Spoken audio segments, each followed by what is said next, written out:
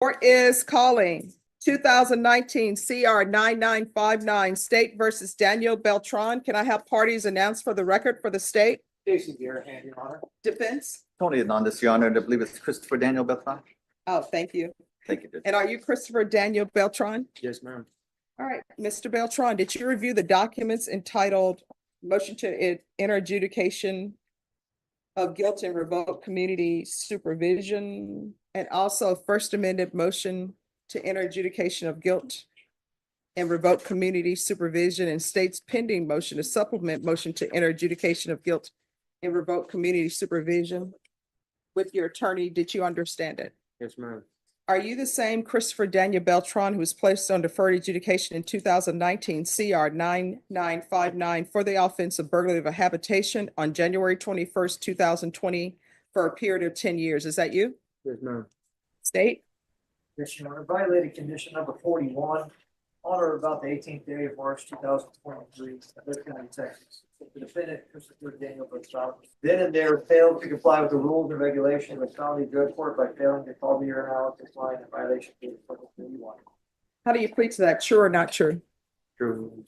Did you understand by pleading true to violation of condition 41, the court could find it true, grant the motion, find you guilty, and sentence you up to 20 years in prison and up to a $10,000 fine? Did you understand? Yes, Your Honor. And you entered a plea to counts 1 and count 2.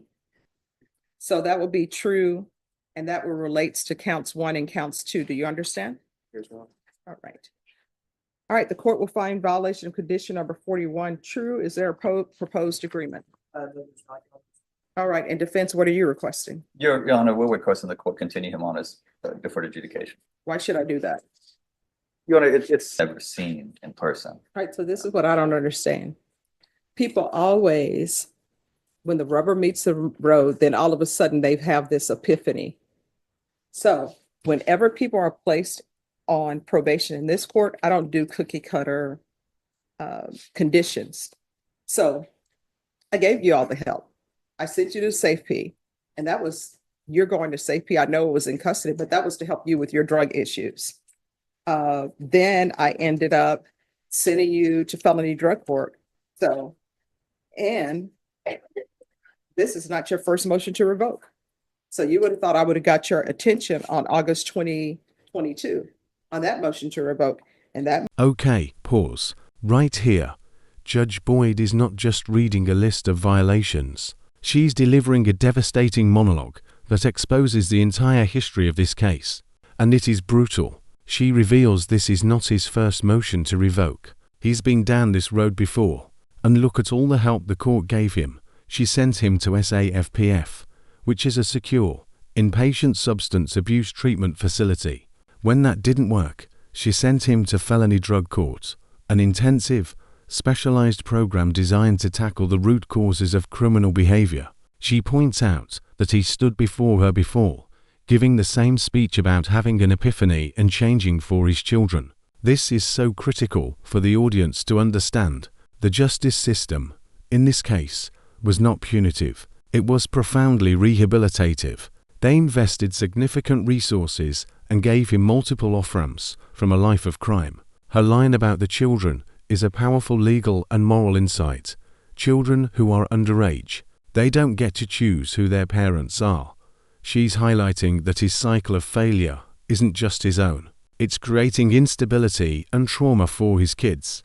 The judge is establishing that she has already gone above and beyond, and his plea for yet another chance is an insult to the court's previous efforts. Motion to revoke. What I did was I alternately amended your conditions to ISF and also felony drug court so they could get your life in together. And you know what you did when you came here on that date? You're like, I've changed. I realized, I had this epiphany.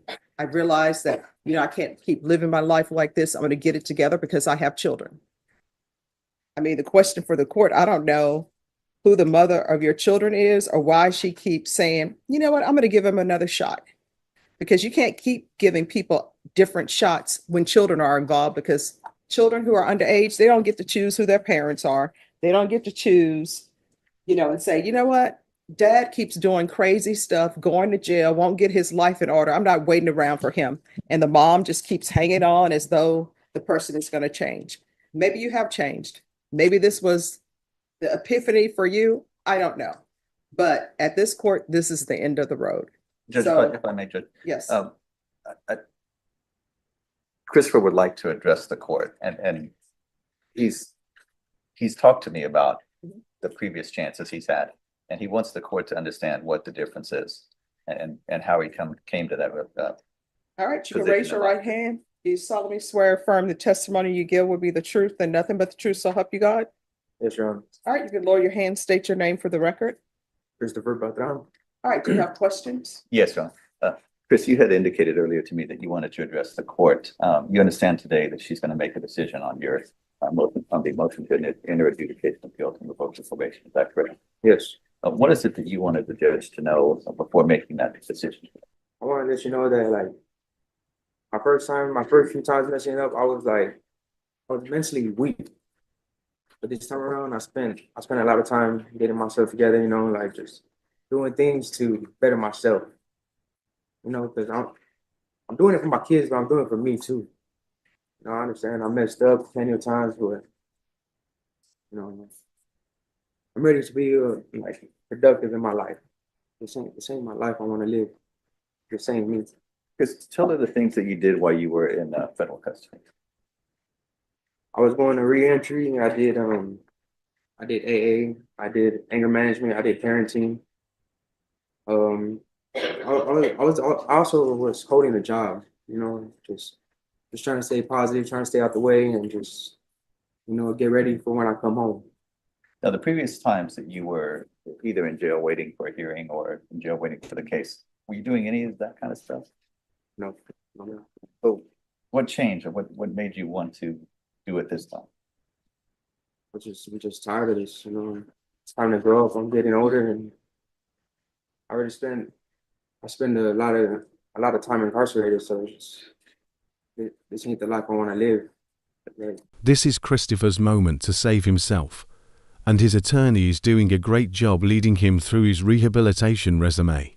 He's listing all the programs he voluntarily took in federal custody: re-entry, AA, anger management, parenting classes. This is the core of the defense's argument. This time is different. He says he's doing it for himself, not just for his kids, which is a psychologically significant step towards genuine change. His attorney gets him to admit that in all his previous stints in jail, he did nothing to improve himself. This time, he claims, he's tired of this, and he's getting older. It's a compelling narrative.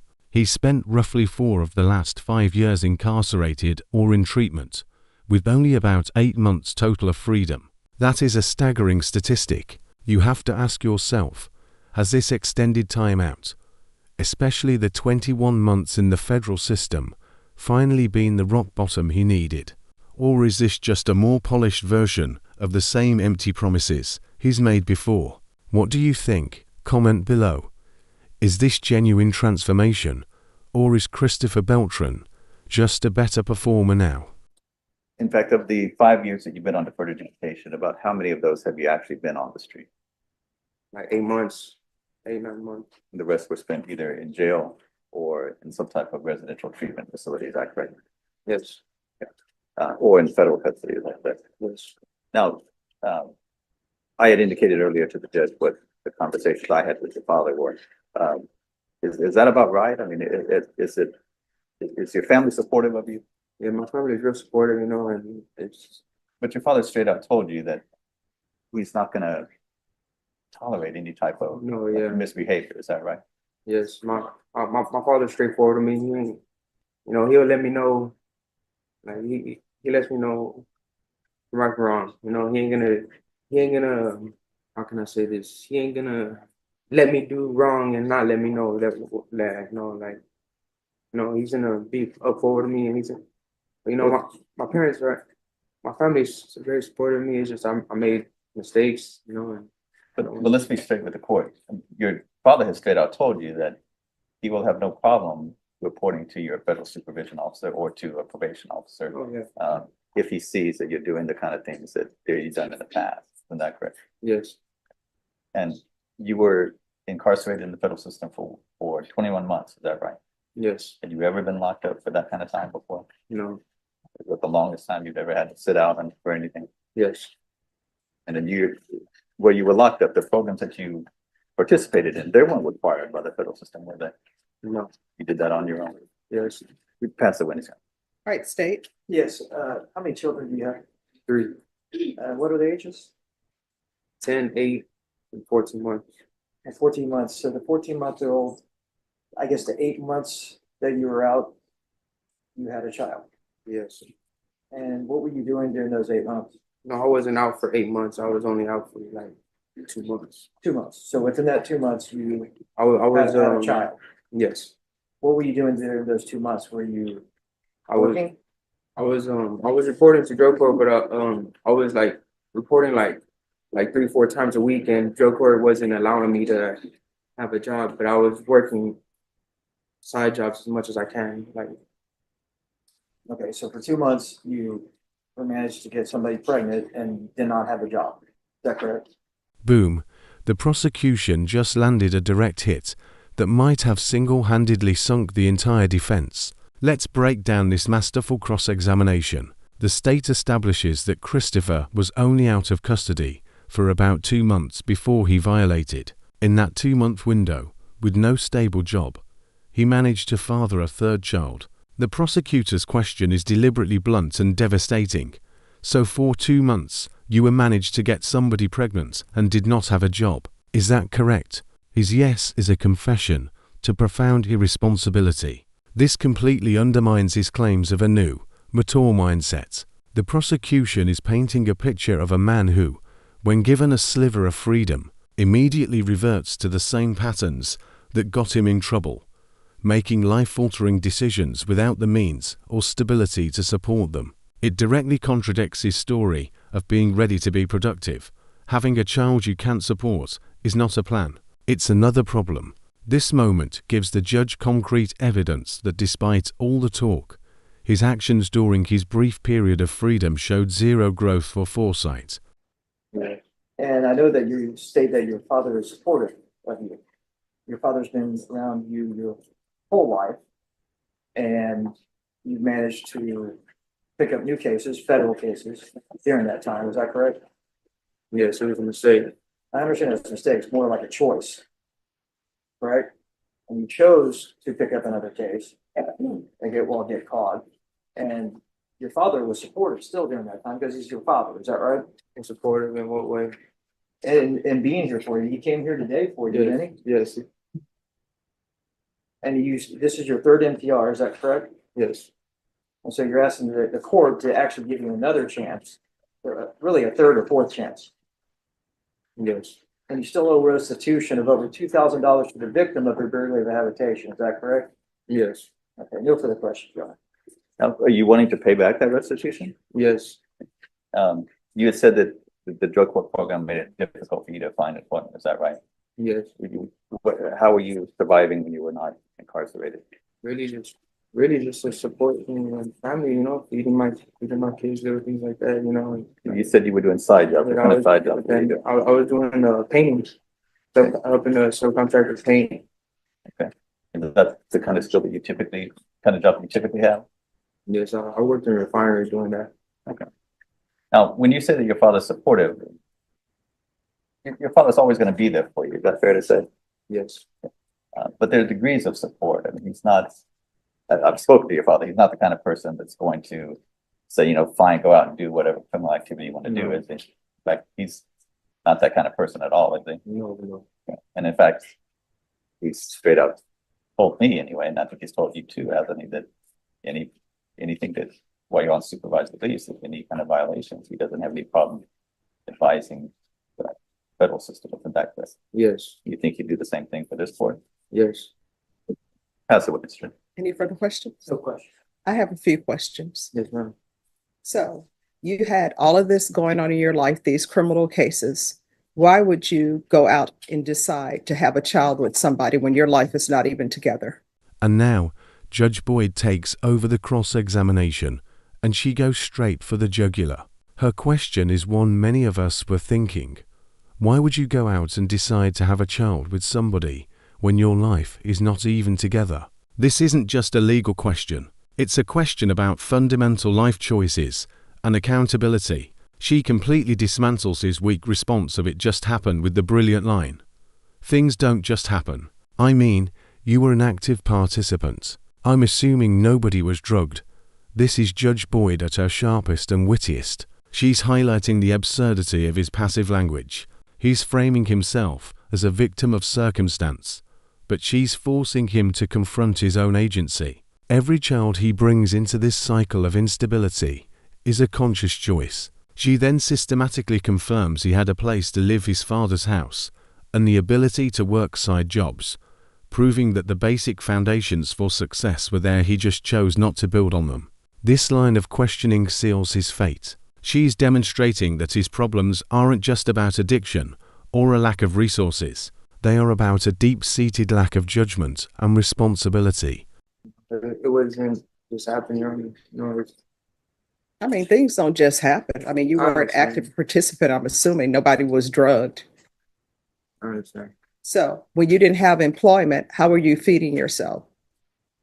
I would work little side jobs here and there with the subcontractor I used to work with. Right. And where were you staying? Who were you staying with? I was staying at my father's house.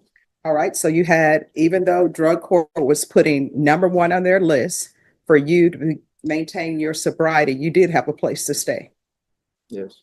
All right. And then this is the third motion to revoke for you. Yes. All right. I'm not going to continue down this path of giving you more and more chances. The court is finding violation of condition number 41 true. The court is going to grant the motion, find you guilty, revoke. And the court is finding you guilty of counts 1 and counts 2. Probation, what is the restitution amount? Judge, the remaining balance or the restitution is $2,734. And who is that to? There are 2 victims, Anna Martinez and Stephanie Carrazzo. Mhm. I can check to see if you have them separated. All right. While she's checking on that, state, what are you requesting with regards to punishment? State's requesting no less than 10 years. Texas Department of Corrections. Defense?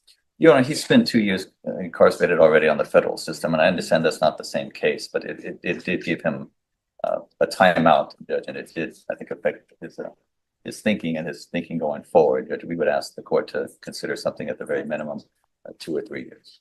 All right. I'm not going to give you 2 or 3 years. I'm going to follow the state's recommendation of sentencing you to 10 years in the prison. Give you credit for any time served. Probation, do you have restitution amount? Anna Martinez. Oh, just 1 second. The printer is going. All right. What amount? $700 to Anna Martinez and $2,034 to Stephanie Carrizal, Carrisal. All right. So the court is going to sentence you to 10 years in the prison in counts 1 and counts 2. Counts 1 and count 2 are to run concurrently. There's to be restitution and no contact with Anna Martinez. The restitution amount is $700. There's to be restitution and no contact with Stephanie Carrillis. The restitution amount is $2,034. And as previously stated, the cases are running concurrently, and the court is going to sentence you to a $10,000 fine. Time and money will run concurrently. And with that, the gavel falls. Christopher Daniel Beltran, after being given every conceivable resource in patient rehab, felony drug court, multiple chances, is sentenced to 10 years in the Texas Department of Criminal Justice. The judge followed the state's recommendation, sentencing him to 10 years on both counts to run concurrently. The final ruling is a stark lesson in the limits of judicial mercy. The system bends over backwards to rehabilitate him, but ultimately, his own choice is failing to comply, picking up a new federal case and demonstrating a continued lack of responsibility forced the court's hand. The broader implication here that, while the justice system should and does focus on rehabilitation, there comes a point where accountability and public safety must take precedence. For defendants watching, this is a cautionary tale. Deferred adjudication is a lifeline, not a free pass. When you are given a second chance, you must seize it, because the third or fourth chance may never come. If you found this case as shocking as we did, make sure to hit that like button, share your thoughts in the comments, and don't forget to subscribe for more jaw-dropping courtroom breakdowns.